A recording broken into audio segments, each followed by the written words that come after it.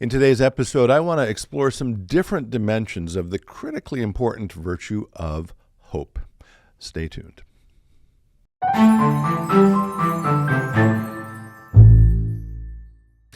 Hello, friends. Pastor Tim Westermeyer here, Senior Pastor of St. Philip the Deacon in the western suburbs of Minneapolis. Good to be with you as always. We are taping this the week of a Faith and Life talk, which will actually be the evening of the day that this episode comes out. So I'm going to start with that, and it's a talk featuring former Major League Baseball great Darryl Strawberry. I would commend the talk to you if you're in the area. As always, we'd love to see you, 7 o'clock Central Time here at St. Philip the Deacon. The event is free and open to the public. If you can't join us in person, it will be available on live stream at faithandlife.org, where, by the way, you can also submit a question. So his talk, if you know Strawberry's story at all, and again, he will tease this out in his discussion tomorrow night, or I guess tonight, the day you're seeing this. The title is Faith and Transformation, a Personal Story of Restoration, and he will discuss the challenges and difficulties he had as a younger man when he was in Major League Baseball, which honestly, my sense is they probably could have destroyed him or even killed him. And here he is on the other side of all of those difficulties and challenges, living a productive and healthy and meaningful life. And so I'll start with that. I will also point you ahead now to the next Faith and Life event. After that, some of the material earlier this year talked about it as being on March 20th. It's actually been moved. So one of the things I just want to alert you to is that the date has been moved from the 20th to a week later. It's now Thursday, March 27th. That talk will feature a gentleman from St. Louis named Thomas Wagner, and he will talk about faith and resilience, finding hope in challenging times. And so both of those next two events for Faith and Life, again, are around faith and transformation, faith and restoration, faith and resilience, finding hope in challenging times. They're about how do we get through difficult moments in our life. And that just brought to mind for me, I mean, I've talked about this before, I love the work I am privileged to do. And the work of a pastor is sort of famously varied from day to day and week to week. You're able to work on all kinds of different things. One of the consistent things, though, in my work is visiting with people at both the highs and lows of their life. And this week, for whatever reason, I've met with a number of members of this church that I love who are going through some really difficult things, whether they involve health, whether they involve job situations, whether they involve family dynamics that are going on. And I guess a few reflections on that. One, I am acutely aware of the incredible privilege it is to sit with people in those moments. It's genuinely sacred space, and it's a privilege and a profound honor to visit with people. Which brings up the second thought, which is I really do deeply believe that the act of having those conversations, it's not that it's me necessarily, but the act of sharing your deepest thoughts, your worries, your concerns with another human being, or maybe with a small group of trusted friends, there is power in that.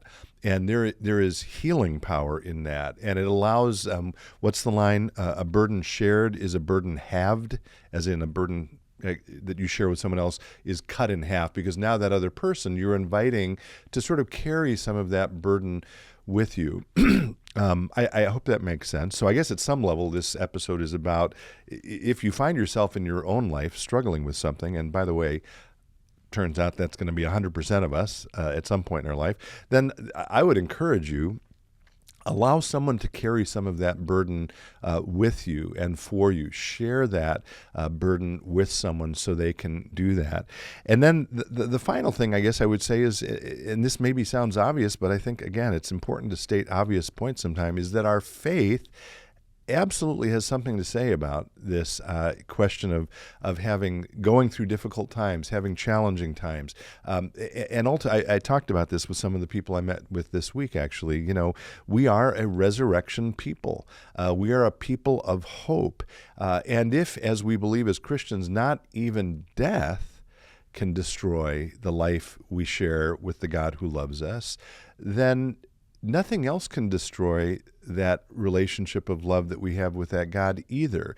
That God will always be with us, always be present to us, always there to support us, no matter what we're going through. So a couple of readings that make that point, I think, beautifully. One is biblical, one is from one of my old favorites, G.K. Chesterton. I'll start with the Chesterton one. And I confess I don't remember where this is from, but I will, if I find it, I'll include it in the graphic below. So the quote from Chesterton is, "Hope means hoping when things are hopeless. Hope means hoping when things are hopeless, or it is no virtue at all. As long as matters are really hopeful, hope is mere flattery or platitude. It is only when everything is hopeless that hope begins to be a strength." I love that because it reminds us, we can talk on a Sunday morning, let's say, or whenever, about the power of hope. But if things are going well in our life, it's sort of, as Chesterton says, it's almost trivial or meaningless to talk about hope at that moment. It's precisely when we think things are hopeless that we can turn to the hope that our faith gives us to assure us that we're going to get through things. The other passage I mentioned, the biblical one, is from Isaiah. This is one of my favorite passages of all time. It's from chapter 43 in the prophet Isaiah.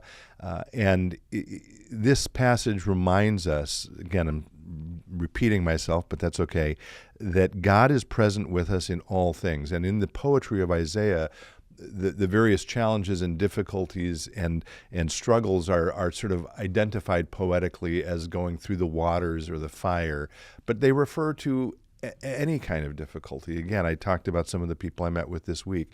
It could be something related to your job. It could be something related to your own health. It could be related to relationships in your life. All of those things are encompassed, and many more, in this poetry. So here is the promise that we have as people of faith in the words of Isaiah.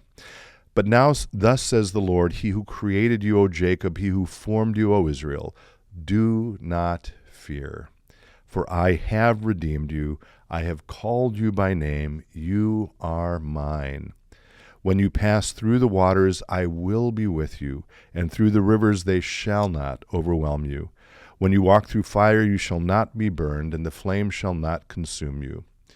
Because you are precious in my sight and honored, and I love you. Do not fear, for I am with you."